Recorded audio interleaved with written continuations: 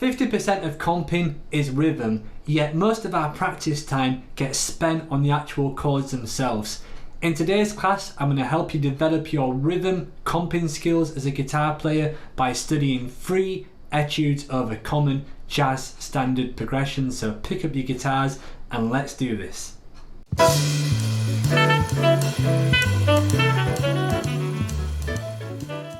Greetings jazz guitar gurus, my name is Jamie Holroyd. I'm the founder of jamieholroydguitar.com, which is a blog, podcast and video lesson all geared to helping you become a better jazz guitar player. And if you haven't done so already, then please consider hitting the subscribe button to this channel. In today's session, I'm going to go through 3 comping etudes which are going to help develop your comping skills as a jazz guitar player. These etudes are from my Jazz Guitar Chords book, so if you haven't got a copy of that, I highly recommend you do so, although I am a little bit biased. The book is called Beginner Jazz Guitar Chords. It's got 120 pages of jazz chords, rhythms, jazz comping techniques, and it's a must know if you're new to jazz guitar chords. I'll put it in the description below so you can check it out. Without further ado, let's get into these comping etudes. The first jazz standard which I'm going to teach you how to comp over is Ladybird. This is a short form which is really easy to work with, and in this etude you'll see a mix of rhythms that basically start on the beat and off the offbeat using variations of the Charleston rhythm.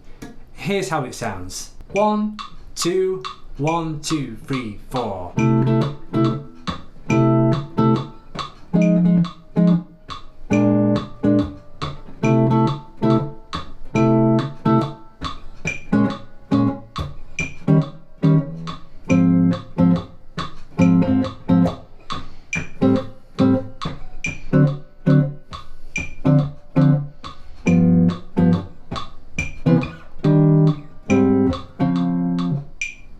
Throughout this Ladybird etude, you'll basically see that the same rhythm is used over and over again with slight variations. Like for example, the very first rhythmic figure on the first bar there sounds like that, and you'll see a variation of that over the B flat minor chord. I basically just remove the first 8th note and you get that type of sound. So just using a C major 7 chord, I'll play both of these rhythms against each other so that you can hear the difference between the two. So here we go. 1, 1, 2, 3, 4.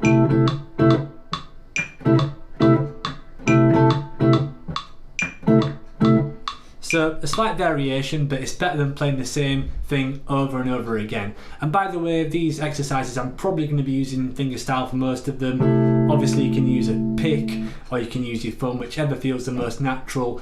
And I'm going to be using 3-note voicings for each of the chords, and they are discussed at length in the Beginner Jazz Guitar Chords book as well. 1, 2, 1, 2, 3, 4.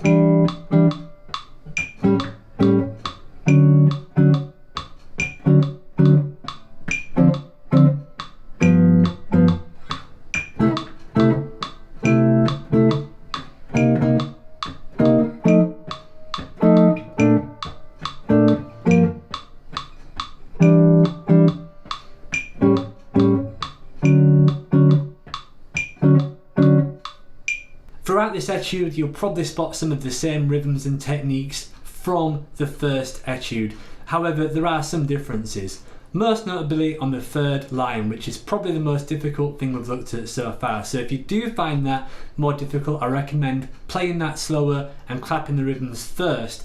Here we have the chords being played into a little bit more. So for example, the C minor 7 is played again at the end of the bar, which creates some nice momentum as the chord changes to F7. Likewise, at the end of F7, we've got a short chord stab on beat 4, which is pushing it to B flat. So let's hear just that 4-bar sequence with the metronome here.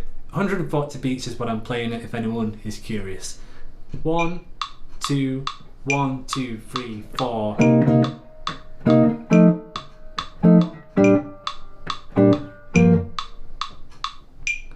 So that's how tune-up goes. Pay attention to that 3rd line and you should be fine. The final comping rhythm which I'd like to show you is a jazz blues comping etude. Here's how it sounds. 1, 2, 1, 2, 3, 4.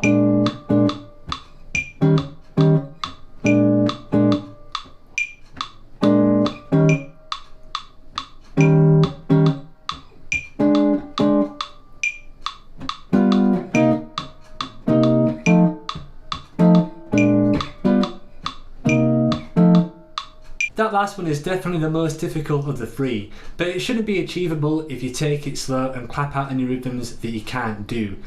You'll see a similar pattern to tune up there going into the last line where you're playing into the chords a little bit more. The second line is a little bit awkward. Pay particular attention to when you go back to the B flat there and you're starting on the end of one with the long held note going into the short note. With those tips in mind, hopefully you'll have what you need to be able to comp through each of these progressions in interesting ways. Once you feel confident with all these etudes, I recommend trying to compose your own. You might just want to be wary of these when you're comping over a backing track or with some friends or something like that, or you can systematically write them down as a challenge to see if you can actually read them. It's a fantastic exercise to broaden up your reading skills and sharpen up your rhythmic knowledge generally, and if you can do this type of thing, you could actually play in a pit band. A lot of pit band guitar scores have things like these type of rhythms that you've got to play exactly, so hopefully you're getting more value than just playing jazz guitar chords with these as well. There's multiple ways in which it will benefit you as a guitar player. So what do you think of these rhythm comping etudes? Please share your thoughts in the comment section below. I hope you enjoyed this class and I hope to see you in the next one. Thanks for watching.